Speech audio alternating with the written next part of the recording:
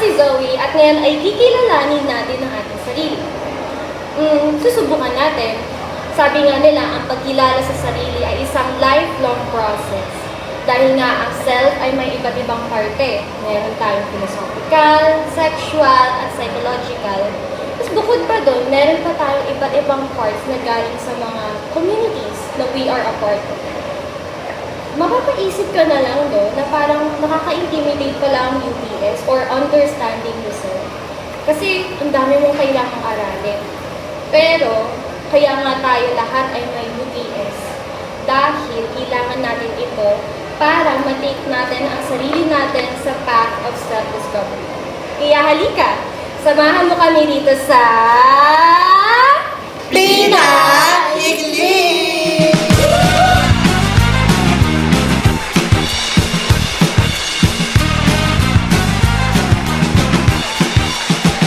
Welcome sa Pinaikli!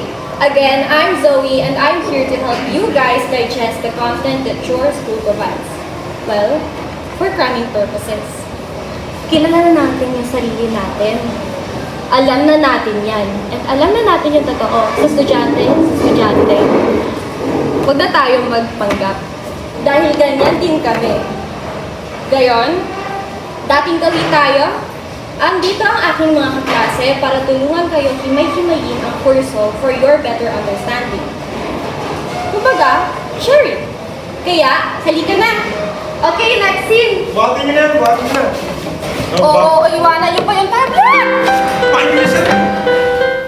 Dear Teacher Raka, bukas ay may examinelyo ang miss kasi UTS. Hingi mo lang sana lesson reviewer mo, madam. Nagpapahati ng maintenance from the whole universe, and I thank you so much for that. So ayun nga, nagpadala ng message si random sender para manghingi ng tulong para sa UTS. Danas din namin yan, ano, kaya eto, mahinig ka. Ang buong pag-aaral ng UTS ay nahahalin. Ang una ay self from various perspectives. Pangalawa, unpacking the self. At ang pangatlo, managing and caring for the self. Para mas lalo mong maintindihan, ang self from various perspectives ay kung ano ang ibig sabihin ng self, mga parte nito, at kung ano ito. Kumbaga, ito yung parang panglabas ng self at kung saang anggulo siya titignan. Ang mga example nito ay philosophical, psychological, and sociological. Pangalawa, unpacking the self. Ito naman yung pagloob ng self. Ito yung mga kaalaman, thoughts, at nararamdaman niya. Ngayong alam na natin ang pagloob at paglabas ng self, doon naman papasok ang pangatlo, managing and caring for the self. Ito na yung nakikita natin yung improvements na kailangan ng self natin mula sa kalusugan or emotional needs na kailangan nito. Parang sinigang yung tatlo. Kumbaga may baboy. Ano yan? Ano yung ibig sabihin nito? Hanggang leeg? Tapos na ba? Gusto ko pa sanang pahabaan kaso baka yung title ng segment natin. O ano, di kayo tatawa? Tinampay ako yung sarili ko dito tapos ganyan lang kayo? Tumawa kayo!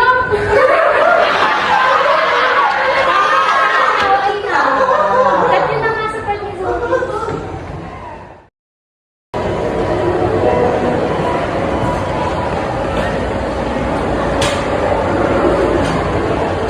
Grabe, nakakatakot talaga si Marga. Ang intimidating niya talaga. May naalala tuloy ako. Alam mo, nung first year, bawal pala i-share. Next time na lang pag may personal airtime na ako. For now, next na tayo. Mukha sa mukha! Ganito nga tayo pag-diskusyonan. Kung ano nga ba ang sarili mo? Oh, sir. May naman kasi tayo dito. Ito sa akin, mas lamang raw ang Easter thought kung parang sa Easter thought sa panlalakaw sa sarili. Kasi na, dami ko mo kasi sinasabi sa totoo na hindi ko alam kung may jokes ka ba o videos ka. Pero balik tayo sa usapan. Wala akong pakialam. Ang Eastern thought kasi, mas namang yan sa Western thought. Hindi ko kasi alam din sa mga iniituto mo na kayo po ang kasama-sama kayo ha. Pakiramdam ko kasi angat kayo. Oo, talaga. Oh. Doon mo sinasabi, taas mo nga, tapos yung sarili mo. Talaga, kayo lang talaga mga pangkalurahin kayo, mga imperialist kang kayo. Eh, ikaw din naman ah. Ikaw din naman ah.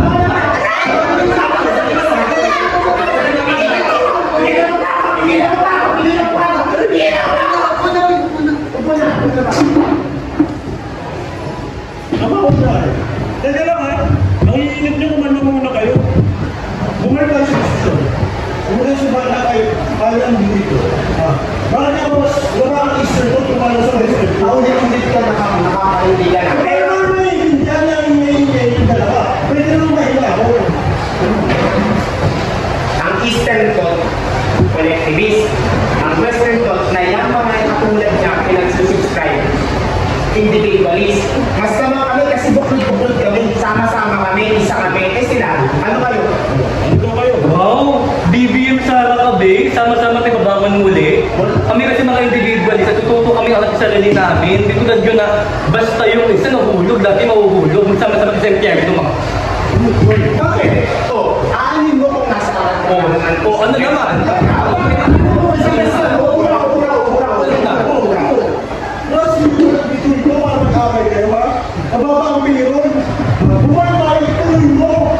Madami na ba? Pinagutong mo, tuloy mo. Bakit ka ba nasigaw? Nakukulit nyo eh. Ay, ikaw ba? Kumisigaw ka? Nag-iisip ka ba? Ha? Hindi kita kausap pag O talaga ba? Nag-iisip ka din? Nag-iisip ka din?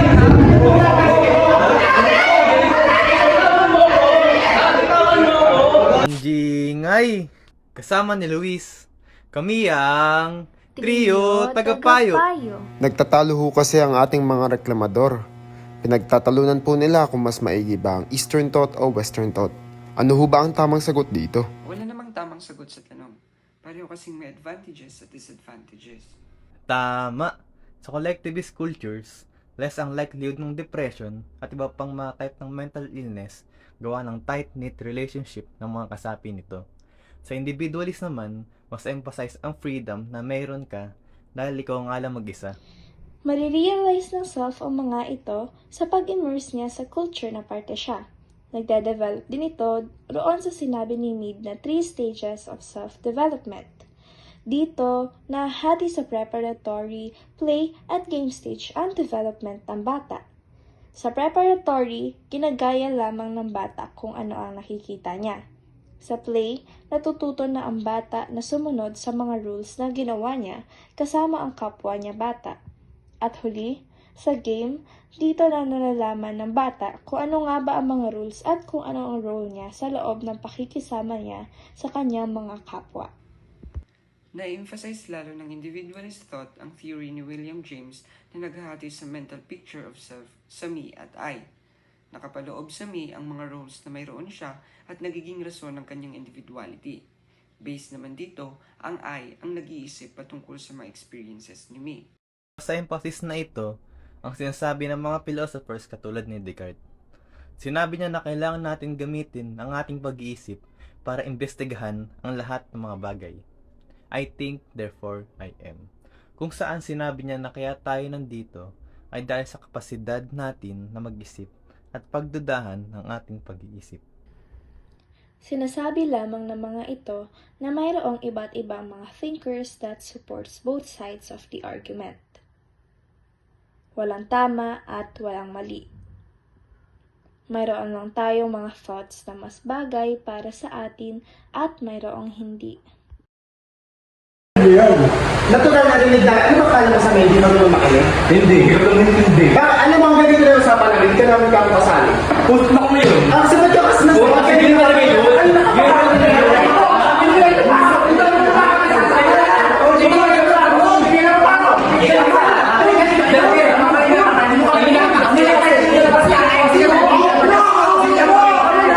Hindi ba kami nagkain pagkaya? Pagpuputay kami dito, kasi mukha pagpuputay dito. Grabe.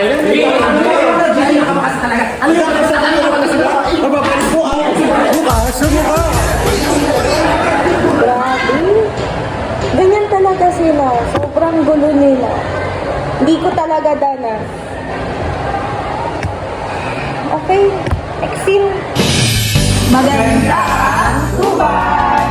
tubay, Papsi Nabin. Magandang tubay, Ma'am si Camille. At magandang tubay sa mga mamsi at papsi natin na nasa kanilang mga bahay. So, yun na nga, Ma'am si Camille. Kilala mo na ba ang self mo?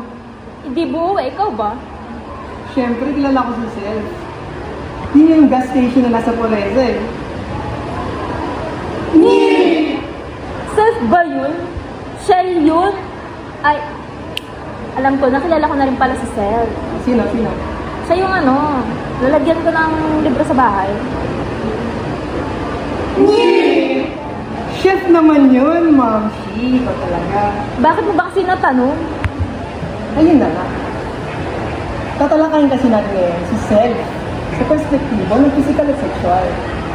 Alam mo naman, di ba, na mas na-attract ang mga lalaki sa mga babae kapag malaki ang dibdib at saka malapad yung balon at balakang. Alam mo kung bakit? Hindi, bakit ba?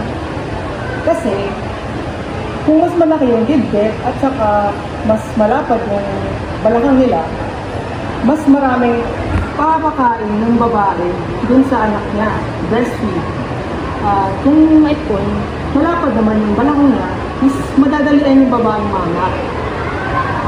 Sa mga lalaki naman, meron din yan. Sa mga lalaki, mas gusto ng mga babae yung mga maskulante, di ba? Yung mga abs. Kasi nga, ang konteksto niya, kapag mas, kunwari, mas malakas yung lalaki, mas malakas yung tingnan kasi malalaki yung muscle niya, di ba? Mas, mas pwede niyang maprotektahan yung pamilya niya mula sa mga delikadong bagay na paparating. Kaya pala crush na crush ko si Jonga ng 17. Sino? Bukas ng 17. Nagtanong.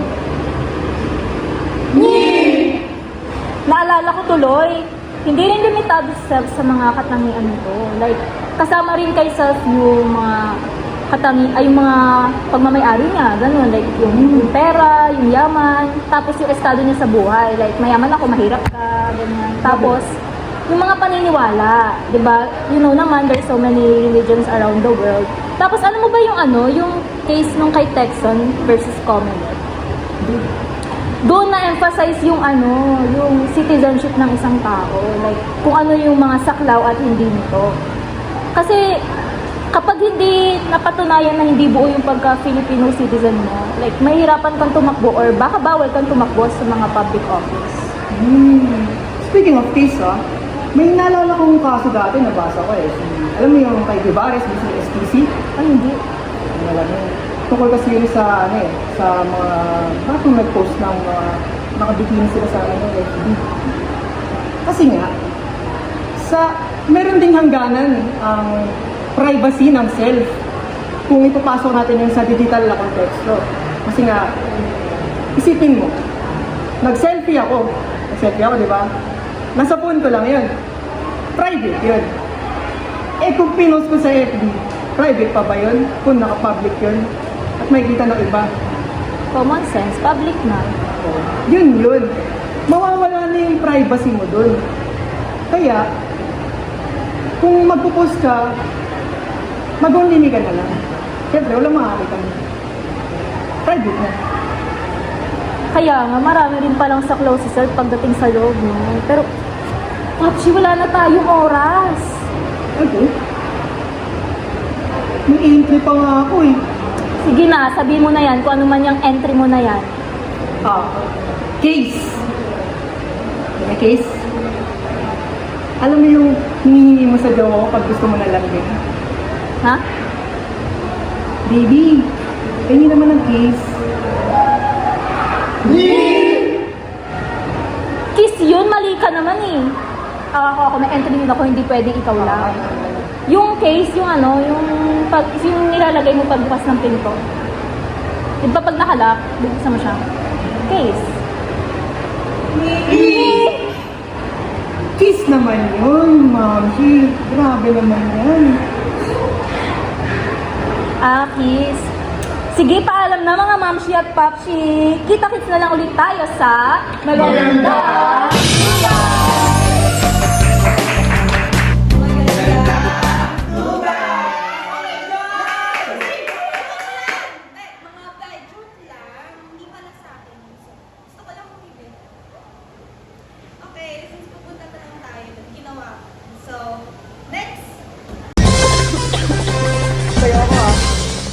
Di ko gagalawin ulo ko, okay na to. Salamat, Zoe!